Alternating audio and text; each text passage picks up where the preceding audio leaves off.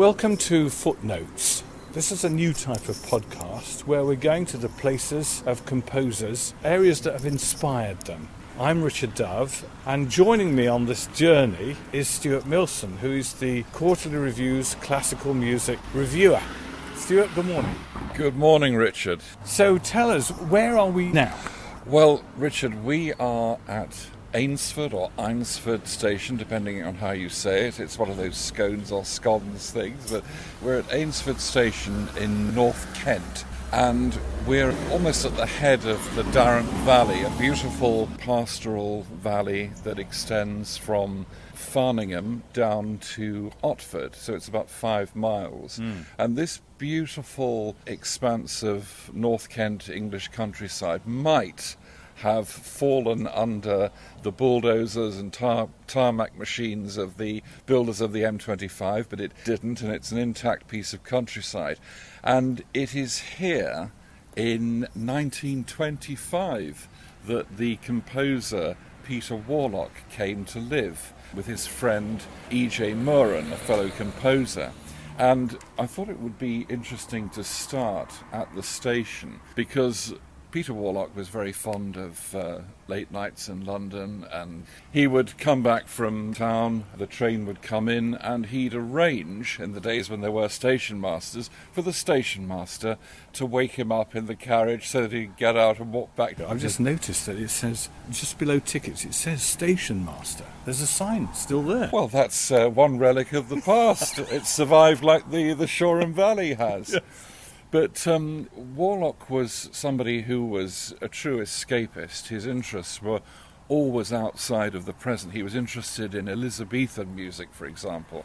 He was also a friend of D.H. Lawrence. And he and Lawrence conceived of a sort of colony of people who were apart from the mainstream. And that really wasn't achieved with Lawrence, but he tried to achieve it here in Eynsford with the cottage which he set up with E.J. Moeran. It's a sort of bohemian colony, though. Is it a precursor to what he wanted with Lawrence, that he said it would be orgiastic but in a country setting? Well, they said that the kitchen on Sunday at Warlock's cottage was swimming in beer, so you can probably guess what it was like here. It was quite dissolute, and Moeran himself was known as Jolly Jack. But the point is that in the Shoreham Valley there is a sort of a ghost of English mysticism in the form of Samuel Palmer, the painter who lived at Shoreham.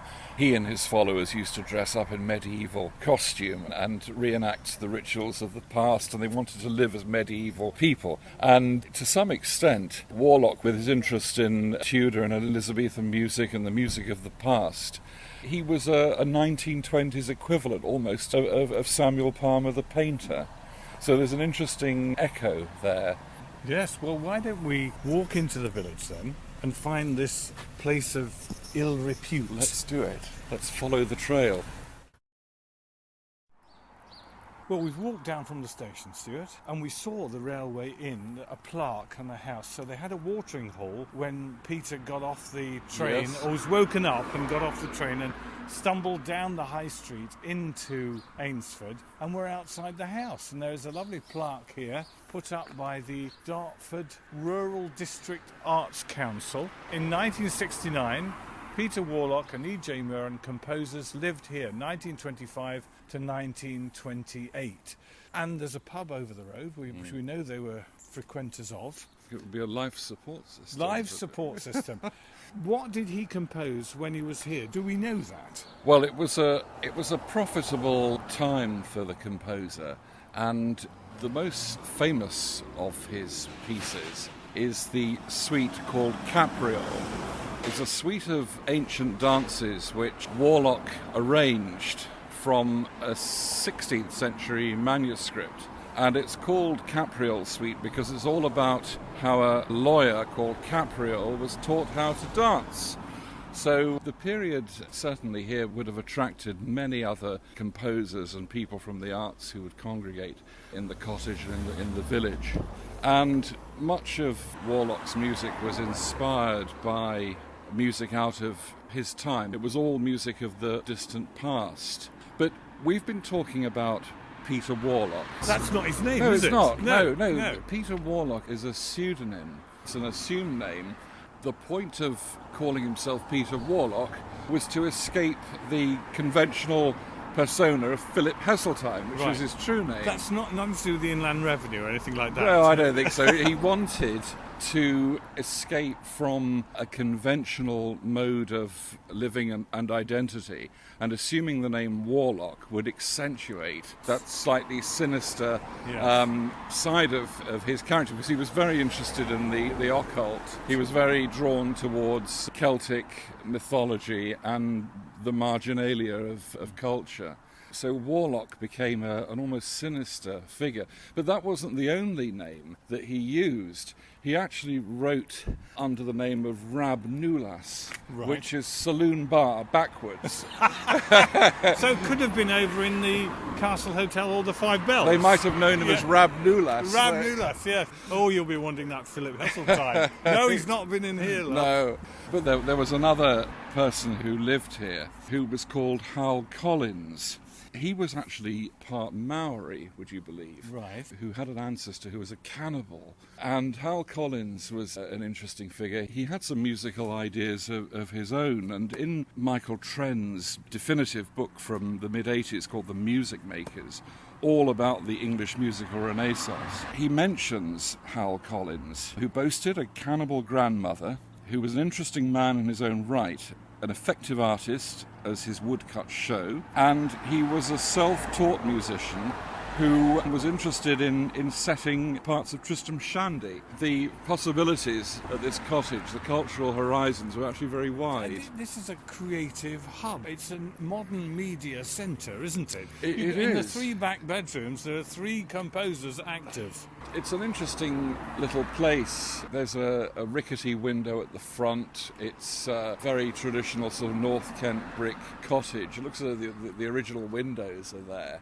Really, one can imagine Warlock and Moeran stumbling across the road to the various hostelries, setting out on one of their walks through the village on a spring day.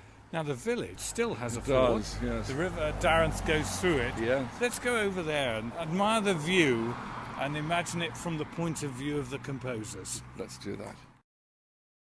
We've walked round, we're at the back of the cottage, very nice garden, there's a gate through, and then amazingly you just walk towards this south here and you've got Eynsford Castle. Yes. A Norman castle, which must have been stared at by Warlock, stroke Heseltine, stroke the other name that he used, yes. Saloon Bar, and he must have looked at these walls maybe for inspiration. Yes. Or despair in his case. Possibly. As we've said, the spirit of the past, of antiquity, hangs over Warlock's music. Obviously, the Suite Capriole is the most famous of his works, and that does evoke the music of another age. But there are many other nursery songs that he wrote that have a sense of English mysticism, of mists rising above the water here on the River Darenth. Because we're now within the ruins of the castle, yes. So a foggy morning or night could have been inspirational, couldn't it? Yes, and when at the opening of the nursery rhymes that he composed, the atmosphere of how many miles to Babylon. One is almost half in the English countryside and half in the Holy Land. There's a wonderful atmosphere of otherworldliness in the music.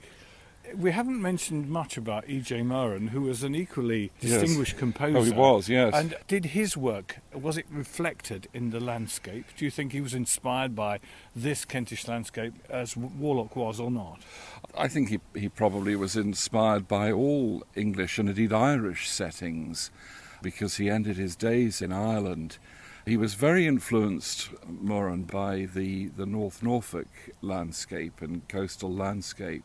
Throughout his music, especially in the violin concerto, which was performed a few years ago at the English Music Festival, the soloist in that performance was Rupert Marshall Luck, who's a great advocate of Moeran's music. That piece has a definite and authentic Britishness, if not Englishness, in its identity. Yes. It's very much music that you would associate with pastoral Britain.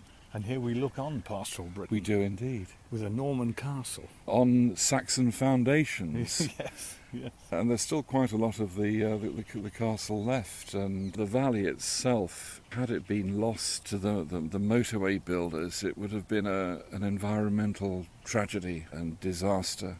Thank goodness. One can hear in the distance you can hear the motorway, the rerouted motorway, yes. that this is an oasis and a place that was rescued and reclaimed.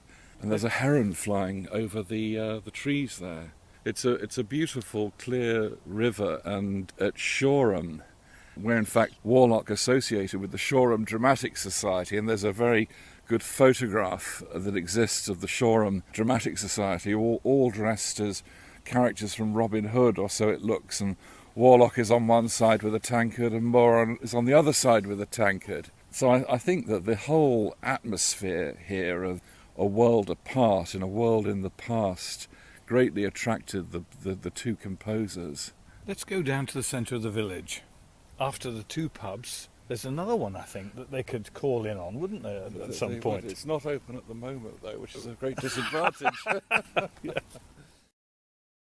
We've walked down now, Stuart, through the village, down to the ford. It's so pleasant to have a village that still has a ford. And the old bridge is here that goes across to... That must be another pub over there, yes. I imagine, wouldn't it? And it's lovely to see the depth measured out on the foot of the bridge in feet, not meters. Yes. So it's a very traditional place. Eh? Talk to me a little more about some of Warlock's works, then.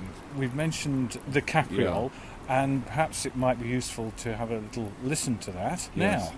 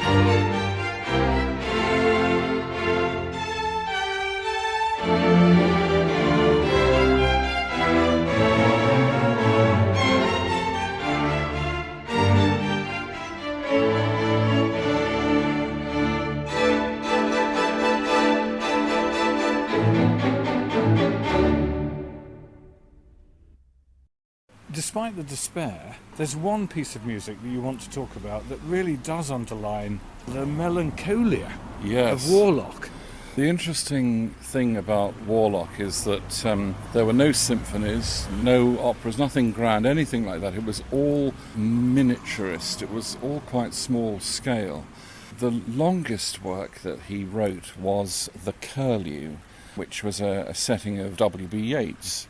And it's been referred to as the most melancholy piece of English music ever written. That'll cheer us up in these times. Well, maybe we shouldn't play it. But there's a very striking, astringent quality to the music. It's winter sunlight coming through the reeds and water vegetation here almost. You can imagine a winter's day here in Eynsford with the curlew work just sort of echoing across the water meadows here. Yes. Rather a lovely setting. But the English melancholia, which we often remark about, it was very much a feature of this work. I think it lasts probably about 20-25 minutes. It's very well worth hearing. It's an impressionist song cycle almost. I wonder if anybody ever tried to expand the work or orchestrate it to make it larger. It just wouldn't work. It's piercing and it's strong and potent for being so small scale. Just a whisper of sound almost in some of it.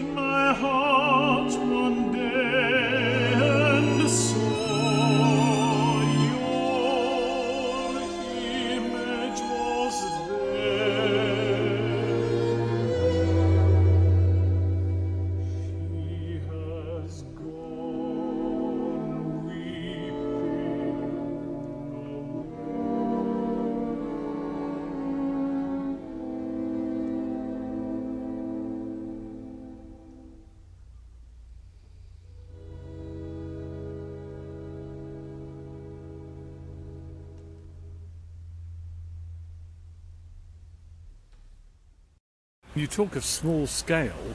He wrote nursery songs. Or is that what they're called, nursery songs? But they are vignettes, aren't they? They are 28 seconds, 40 seconds. They are. So that's quite a different approach. Yes, these nursery songs are just little droplets and vignettes, as you say, just little pastel shaded impressions and written in a beautiful sentimental style. And none more so than the song about the kitten. It's a poignant piece from the point of view that when Warlock met his end, which was in London in 1930, he was 36 years old and they found his body in his flat and he'd put the gas on at his cooker, but he'd made sure that he'd put his cat out. I don't know whether the cat was a kitten, but right. I always think of the cat and I always think of the kitten in the nursery song.